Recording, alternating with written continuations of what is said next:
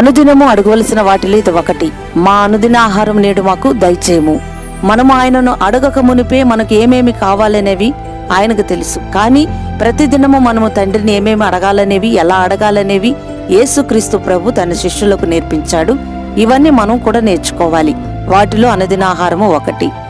చాలా మంది బిడ్డలు తెలియక అనుదిన ఆహారాన్ని తమ దేహానికి మాత్రమే అడుగుతారు. మరి ఆత్మ పరిస్థితి ఏంటి? కొందరు ఆత్మ కొరకు మాత్రమే అడుగుతారు. మరి దేహం పరిస్థితి ఏంటి? మన దేహానికి ఆత్మకు సరిపడా ఆహారాన్ని ఇవ్వమని అడిగితే దేహము ఆత్మ సరి సమానంగా ఉండటం వలన చురుకుగా ఉండే భాగ్యం దొరుకుతుంది. నా శరీరము దినదినం కృషించిపోతున్నా ఆత్మ సిద్ధంగా ఉందని పౌలు అంటున్నాడు. మరి దేహం పరిస్థితి ఏంటి? కొందరు మా ఆత్మ సిద్ధంగా లేదని బాధపడుతుంటారు.